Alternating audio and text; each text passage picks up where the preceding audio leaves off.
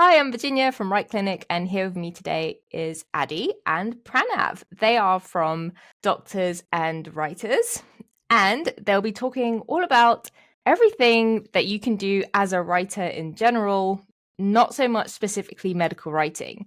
So, the reason why I've invited them today for the last episode of this series is to talk about what your other options are. So, if you're a medical writer or you're kind of thinking about what alternatives there are to medical writing and you have a healthcare background, you're a doctor, nurse, pharmacist, or physiotherapist, or other allied healthcare professional, then this is the episode for you. So, do you guys want to kind of introduce yourselves and say why you started Doctors and Writers? Yeah, I'll jump in. So I'm Adi Kumar. I'm a consultant neurosurgeon working in the UK. During my training, I started writing a lot on social media, first Twitter, X, and then LinkedIn. And a lot of people were resonating with what I had to say. So I was struggling with time management, as many doctors do. And a lot of the things I was writing online was turning out to be very helpful for people. So that ended up being condensed into a book called Work Less, Live More, which I released and self-published last year in November, which grew arms and legs, lots of opportunities and doors opened that I didn't know existed, made a lot of friends. One of them is the guy to the left or right of me, depends how Virginia lays this out, Pranav. And after we met online, we put together a company called Doctors and Writers because we believe that doctors have unique stories and viewpoints on the world to share, and we want to get those stories out in the world. So that's a brief summary of how I ended up here. I'll jump in, and I probably will not be able to do intro as succinctly as Adi, but I'm going to try my best. So I'm Pranav. I'm also a doctor and writer, and I have been writing online for a little over, I would say, 2.5 years now. And I started in my final year of med school, and it was a very interesting process because you would not expect anyone to start writing in their final year of med school, and I wasn't expecting to either. And what happened in that year was I got so into writing and almost, found a new passion and made it my profession as I graduated med school.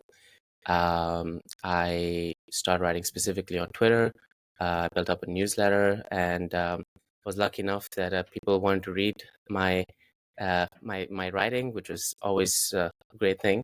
And yeah, since then I've worked as a ghostwriter, as a copywriter, consultant, and just 2 months ago, Adi and I started our new business, Doctors and Writers. And just as Adi said, we want basically to get more doctors not only to share their stories, write about what they love most, because we know that there are a lot of obstacles that they face that we have faced as well, but also we just want to give doctors the platform, whether it's through books, through social media, to almost let themselves be heard and not wait too long until, they have their stories out in the world. And yeah, that's me, and that's where we are. Amazing. Thank you so much. I think it's so important to highlight that you do have a story to tell, whether you're a doctor or any kind of background while you're listening to this. And the sooner you start writing about it, the sooner people start to get to know you. And like you said, writing that book or just writing online will help open up opportunities because people will be more comfortable interacting with someone if they know what you're about, and what you write about is what you're about. So, what would be your top tip? So, one top tip each on how to get started with writing and just getting comfortable putting your work out there. Adi, do you want to go first, and then Pranav? I love these questions because I reckon Pranav and I are going to say the same thing. I'm going to go with just write. Be consistent, write something every day. It doesn't have to be with a goal in mind, just write. Doesn't have to be for a newsletter, a book, a LinkedIn post. Just write 500 to 1,000 words a day and realize that it is a process where as you write, you hone your craft, you get better at it. As you share it in the world, you get feedback, you get better at it. And the more you do, the more reps you put in, the better you are going to get at writing. And at some point, it will become obvious where your writing is taking you. But my advice would be just write. Yeah, I would kind of play on that a little bit, and I would say stay consistent. I'm a huge believer in, keeping things like day by day ticking away. Um, and it's really crazy how the power of consistency, especially with writing online, compounds in the space of 1 to 2 years. Because you might not think writing, let's say, one tweet a day will lead to much in like 2 years, but that is pretty much the essence of how I built up my own audience, and I'm sure anyone else can. And it's just about staying consistent, whether it's Twitter you're writing on, whether it's LinkedIn, or you're writing on Medium. There's a lot of options, but whatever you do, pick one, stick with it, and make sure you publish it online. That's, I think, the key here. I love that. Yeah, I would totally agree. I think that when you start writing, it's going to seem really awkward, but the more you get used to it, the more it becomes a habit. And then you start to form relationships with people who follow what you say, or they will challenge what you say. And it helps you kind of think and strengthen your arguments as well, or maybe change directions. So it's really just a whole world of opportunity out there once you start writing. So, next question would be, what do you guys write about? So, what are the kind of topics that you share with your audience, and what gets you excited to write? I'd say I would cut what I write into two broad categories. So the first category, and it's what I started writing about and continue to write about, is all the things that they don't teach you in medical school or healthcare education degrees that help you perform better at work and at home.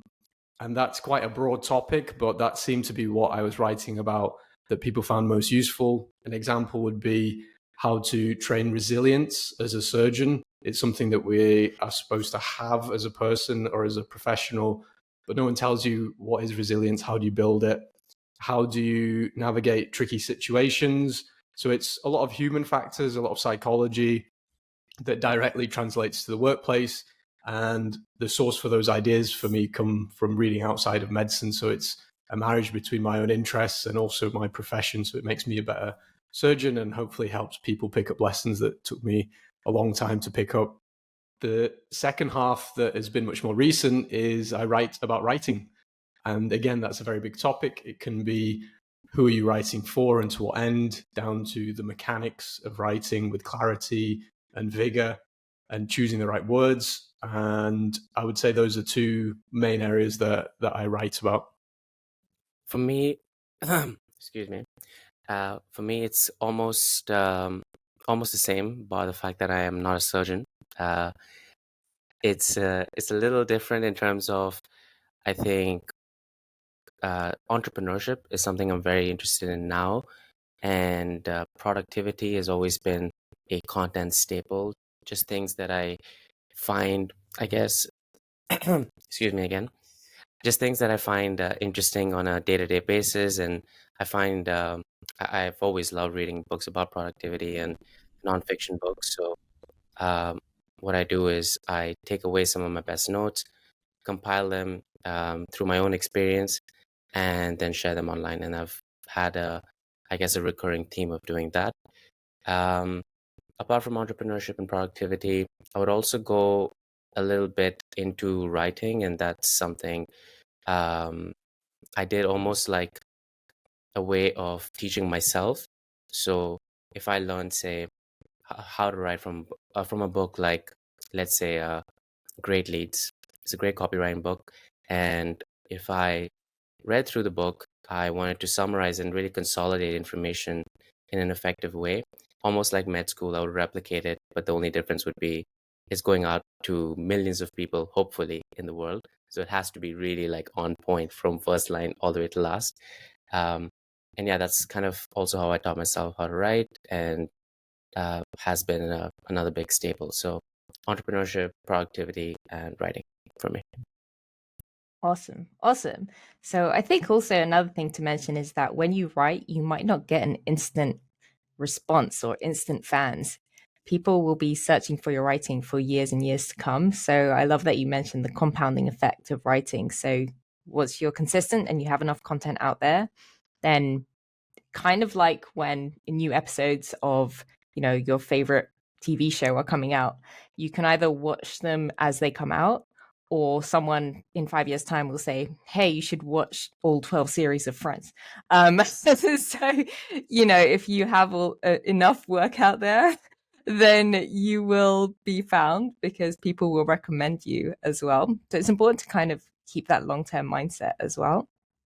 So would you say that your main goal is to help equip people with the skills to start writing, and then also find clients in order to make that a business for themselves? What are your kind of goals with doctors and writers? So our goal is to get doctors and all healthcare professionals to start writing, and we would help them by overcoming all the barriers that we've faced and we've learned from speaking to clients, things like imposter syndrome, finding time to write, making sure you're consistent, finding a niche. All these things are very common to writers, but we don't see that it gets talked about very much. So there's a lot of psychological aspect to becoming a writer that allows you to then write. So it's looking at your beliefs that inform your actions as opposed to your actions forming your beliefs. Then once that started and the ball's rolling, then what we try and do is to give some direction, because some people come in saying, I would like to write a book to build authority or become a thought leader. Other people have great ideas that they want to turn into guides or courses to generate revenue. Some people just want to write because they love writing like we do and see where it takes them. So once we've gone through that process of changing the psychology in a way or overcoming some barriers and bottlenecks, then it goes into the mechanics of how to write, where are we going, formatting, publishing. There's a lot of it on the back end that you don't see that goes on to create a book or a newsletter, in addition to monetizing, or if you're looking for authority, trying to get published with a publisher. So it's a journey really that Pranav and I have both been on and continue to walk along. And we want to get more people to come along with us, and we want to hear the awesome stories that are out there. Couldn't have put it much better than that, honestly. To add to that, I would say that I think since we've started, we've spoken to a lot of doctors who really do have incredible stories, and they have a desire to write. But as Adi mentioned, like, they have bottlenecks that sometimes they didn't even know until they spoke with us on the call. And sometimes it's just been something that's implied or imposed on them by their job responsibilities. Sometimes it's peer pressure. There's a lot of different elements that we've noticed that hold doctors back. And for us at this stage, we want to slowly but steadily, through our podcast, through our content, break those barriers, get as many people on board with the idea that writing is something that anyone can and probably should do. And also in the future, we probably would want to make sure that we can get this not only to a small group of people, but also to hopefully in the thousands if everything goes to plan. Because I think the more doctors write, the better the world will become, which it might sound a bit cliche in a way, but I truly do believe that. I've read a lot of doctors' writings. We had Dr. Matt Morgan on our podcast just recently, and absolutely fascinating. It's just it can really change the perspective of the patient who's about to enter the hospital, and it can also change the perspective of someone who wants to learn about medicine and just expose themselves into that world, get a glimpse or a bird's eye view from a doctor's perspective. So lots of nuances, but that's what we have in mind. That is such an amazing mission. And I want to know what's next on the horizon for you. So, what are you working on to help doctors and other healthcare professionals get into writing? So the next guide project mission will be out in next month, well, July 2024, depending when this gets released. And it's called Doctor to Writer. We're going to help doctors take the idea in their head that We want to get them to share with the world and turn it into something that people either have in their hands or have on their laptop or Kindle and read. And for what end is a question. And there's three main reasons people would want to write, I think. One is to become an authority, to differentiate yourself from people in the crowd. It's also to educate, which has been the journey that Pranav and I have been on for a long time, to share our mistakes and lessons so people don't have to make them, and also to generate revenue, because again, Pranav and I have both done that, and it's something that we want other doctors to realize is possible through writing. That's definitely the next step, and I think we're really excited about this because writing a book is something a lot of people, including myself, have found difficult. And after speaking with Adi and people that I've known, um, I've realized that it's not as difficult as it seems. You just need to, you need someone to guide you through the process, and also you just write. That's the whole premise of everything. So we want to again help people with the roadblocks, teach them the techniques, the systems that we use to not only build the audience, build the newsletter subscribers, but also get readers, get revenue streams, and almost get their voices heard in whatever format that is. But for now, it's to write a book, and hopefully in the future it'll be to do many other things. So yeah, very excited about this. Amazing. I'm excited too. I'll definitely leave links in the description below if you want to sign up to find out when the book is coming out. That's really exciting. And a couple of questions for you just before we finish up. So one is, would you recommend people stick to one platform to write? So should they just write and build that audience there first on a platform like LinkedIn or on Twitter, also known as X? And how do you find clients? So do you actively reach out to people, or do you put a call to action, something like contact me if you're interested, on all of your posts, or are you selective? So maybe Adi to answer the first question about platforms, and then Pranav to answer the second question about how you get clients. I would go with one platform for maybe even a year. I would just double down in one area, get really good at it, develop a following, understand how it works, understand its feedback loops, the little nuances, and I would choose it based upon your end goal. So if it's professional, to convert, go to LinkedIn. If it's to educate, make connections, go to Twitter. It doesn't really matter, to be honest, but I'd pick one and stick with it. Agree, absolutely. On the clients, I think it's a byproduct of pretty much what we've touched on in the podcast. And one is writing in a way that almost again educates, entertains, or inspires your readers. Staying consistent, so people from your audience or from your following, they almost associate you as someone who knows what they're talking about. Virginia, in your case, with medical writing, like honestly, I did not know what medical writing was a year ago. I found your profile, I found your group, and I pretty much learned everything I needed to know through your content. And that just goes to show, if you put yourself out there in the right way with the ideal content, let's just say, people will find you, and people will very likely want to pay for your services. But in the specifics, I would say don't try to find clients until you've done step one, which is stuck to one platform for a long enough period of time. Build at least a good sized audience that that you constantly are in touch with. It's not just you putting out sales posts day after day, but also you have given before you ask. That's another thing.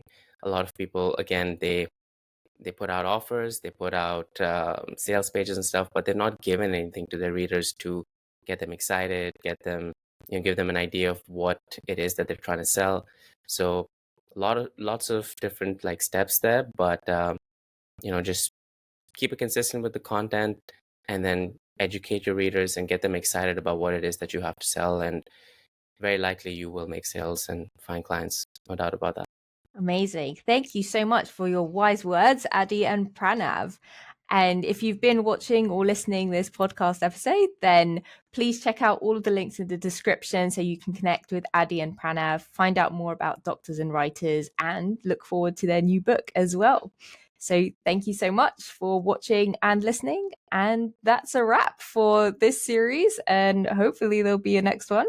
If you have specific guests that you'd like me to invite, then please let me know by contacting me. Otherwise, thank you for watching and listening one more time. Bye. Bye, everyone.